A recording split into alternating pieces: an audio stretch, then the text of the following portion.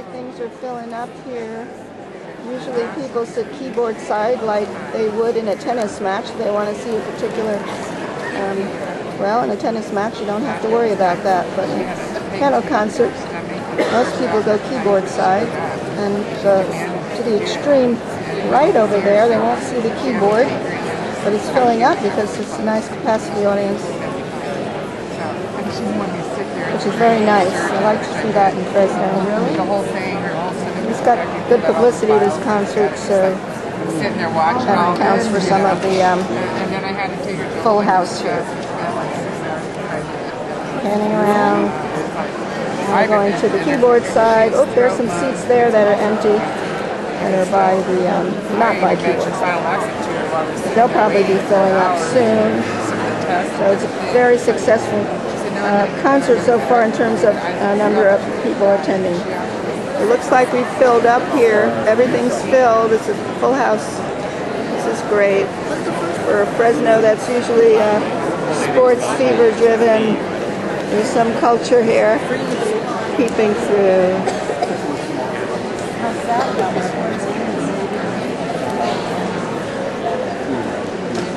So all the keyboard side seats are filled, and so are the ones that are not keyboard side. All the way up. It's a nice hall. Intimate space, not like Carnegie Hall.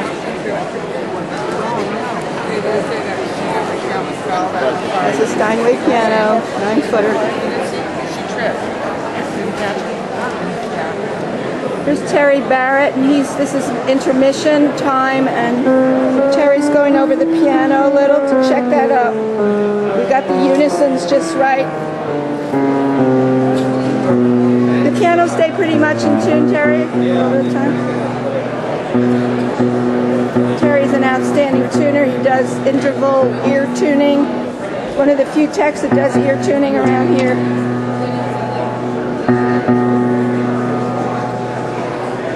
That Schubert sonata took quite a pounding on the piano with those big fortissimo sforzando chords in the B-flat sonata, opus possumus.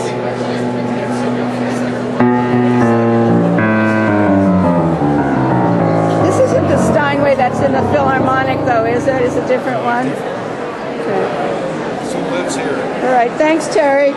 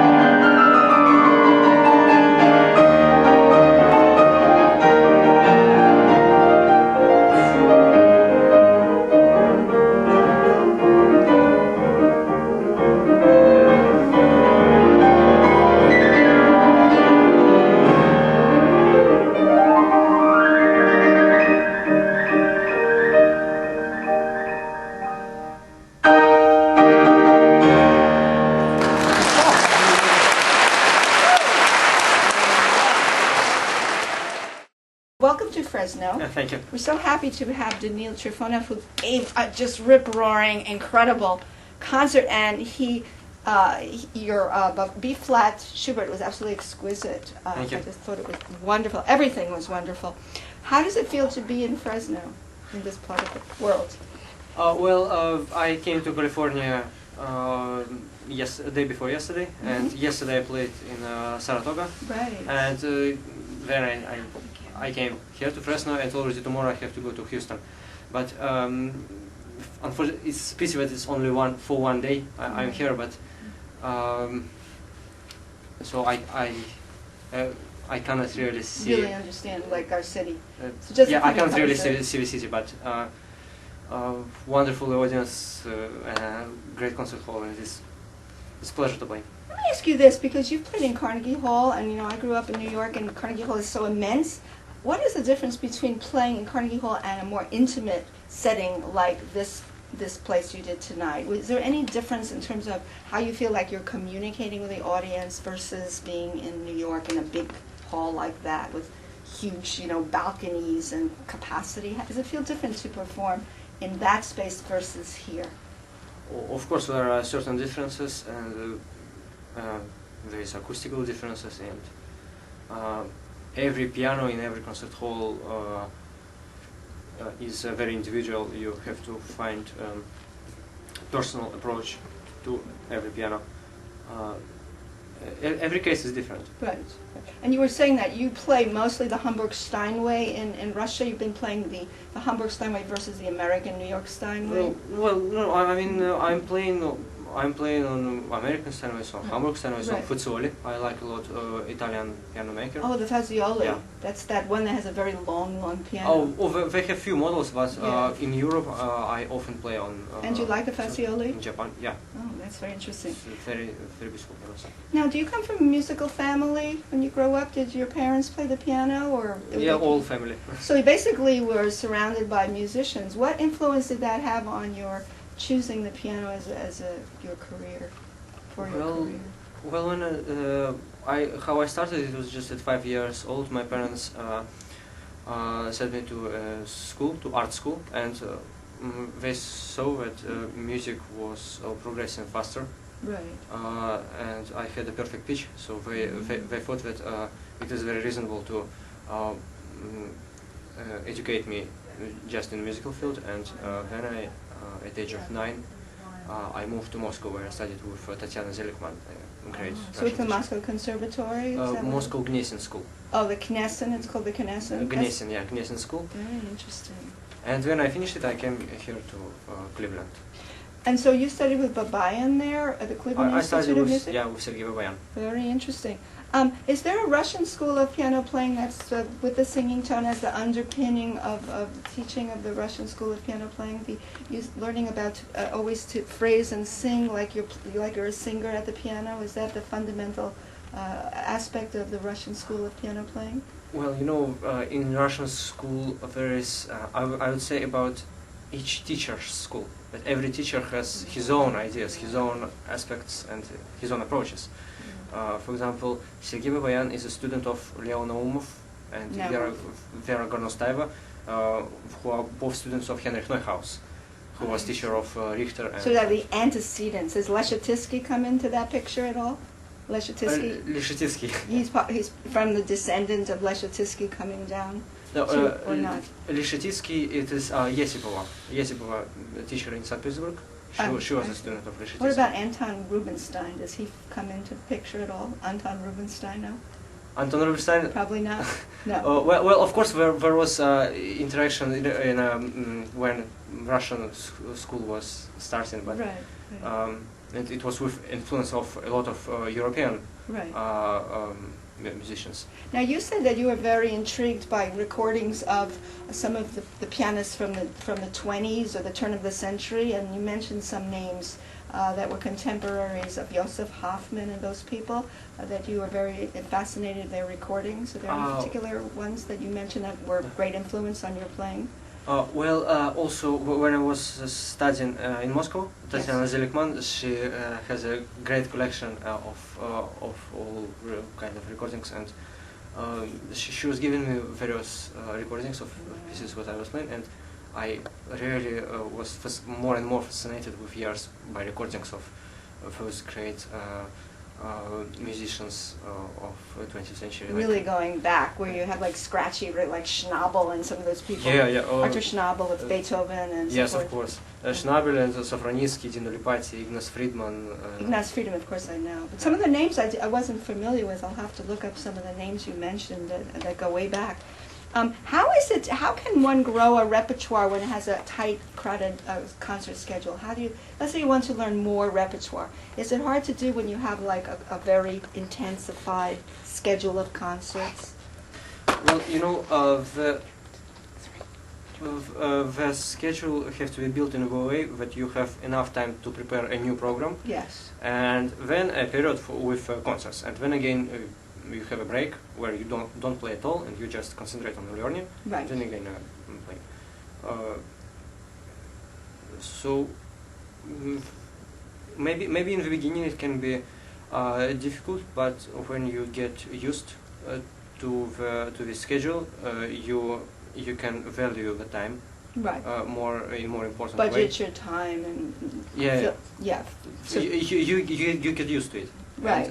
And you feel already more comfortable after a while. now, a lot of piano teachers want to know what you would recommend, or when you first begin to learn a completely new composition that's very challenging, in what way do you approach it? Now, this is silly, but most of us who are not as great as you, we do separate hand practice, we play slower, we play rhythms. Do you find that being able to be a good sight reader helps you learn quicker? If you have the skill of being an excellent sight reader or reader, does that accelerate your learning process? Well, it might be important, but I think the most important in learning is the intellectual and inspirational work Right. of your mind and of your soul. Right. That, for example, I believe that great way of practicing the piece is playing in different emotions, in different different emotional atmospheres. I see. So you have a different angle of view on the same phrase, how it can be played in a different way. That's very interesting. I would say that practice of choices. That you search for various as many choices as possible. Right. Which may be totally different, but well, it is. It's actually Leo Naumov. I'm going to have to look his name up. What process do you use to memorize a piece? One piano teacher asked that question. What's the best way to what aids a person in the memorization process of a piece, do you think, as students of the piano? To memorize the piece? Yes. What helps the person increase his skill of memorization of the piece? What would you recommend that for a piano student? Well, maybe less concentration on a physical aspect of playing, on the actual technique, but more concentration on ear, on your ear. Maybe practicing with. How about solfeggio? Does that help? Yes, but I think that of course it's important to know also all the harmonies. Theory. Theory, yes, of course, but also practicing with closed eyes. That's interesting. So closing your eyes. So you only your ear are responding to what you are playing, and this is, I think, a good way to memorize. It's like almost ear training, developing your ear training by completely turning out the notation and following for perhaps the shape of the line and the topography of the line. Yeah, so you concentrate less on just finger on a physical aspect. Yes. The physical aspect. That's very interesting. Do you think that Hanon exercises and Czerny have a role in the development of piano technique? Well, at teenage, I believe yes. They do. Of course, later it's already Liszt etudes and Chopin etudes. So the real literature. I mean, now I don't study Czerny etudes also because sometimes they might tense the hand. I think they are very good for setting the technique in the young age. In the younger years. Because they can develop very good how to call dexterity. Right, When right. The so-called finger dexterity of, Yeah. of Czerny and Schmidt and all of them. Yeah. And Hennig. But you know, I find in my teaching, I don't know if you would agree, that scales, arpeggios, and various combinations of thirds, sixths, tenths, and contrary motion, you can accomplish a lot of that same thing. Do you think? Arpeggio, yes. I believe that. Swing of the arms. And, yes, arpeggio also important, especially I don't know. Maybe it's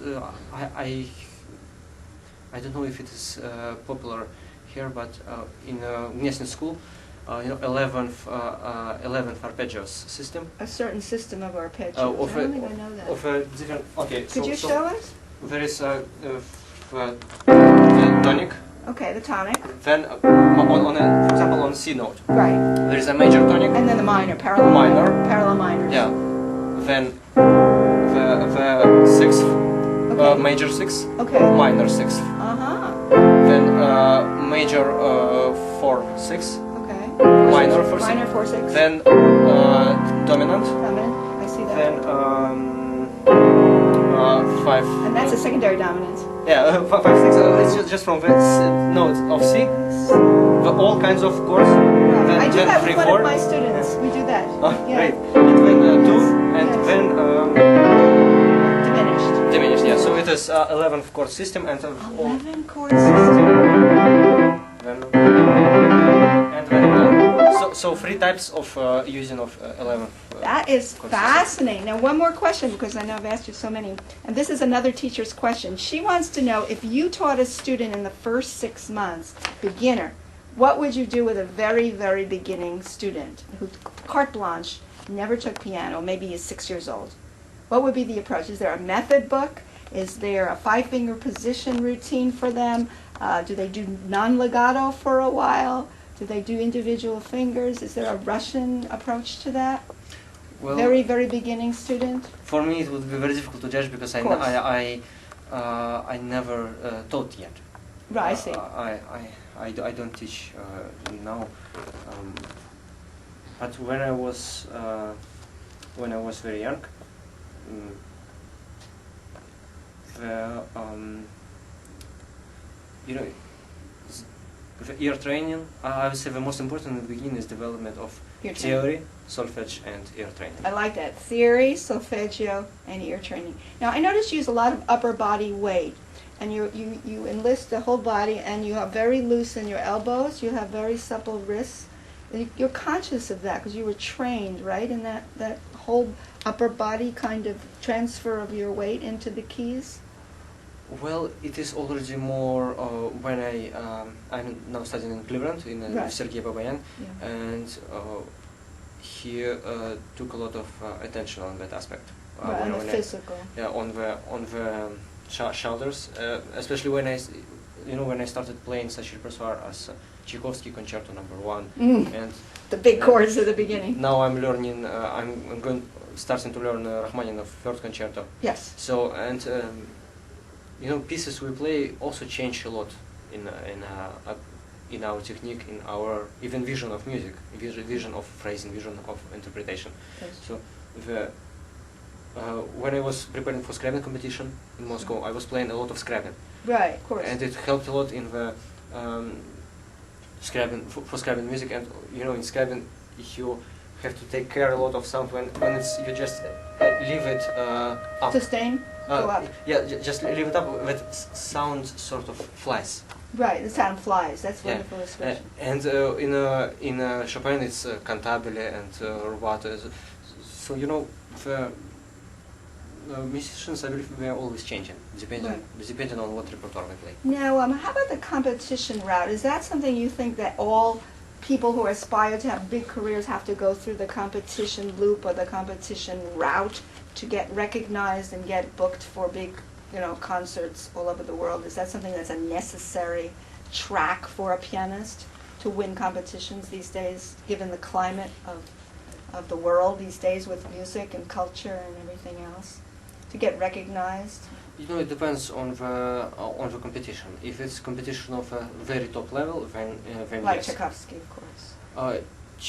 Tchaikovsky, I believe, this time they reached a very, very high level because of very professional jury. Oh, yes. And also it was broadcasted on the whole world. Right. And the Maestro Gergiev took the he was the head of the competition. Right. And I believe he did a really great job on in the matter of prestige of this I competition. remember when Ben Clyburn won. I won't say how old I was, but he was the big name when the Cold War. The thaw in the Cold War was from Ben Clyburn, and the ticker tape parade and everything. Him coming back to New York City. He actually came to this Tchaikovsky competition. He was chairman of jury. So you saw him at the last competition? In the finale, he was head of jury.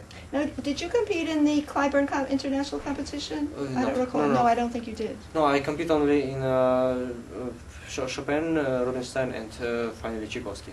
Well, I so much appreciate it. I learned so much from you in just a short time, and I'm going to have a blog about you. I'm going to edit the video tonight and put it out and put it on your page, if that's okay with you. Yeah. Thank you so much, Thank you. Daniil. Appreciate it so much.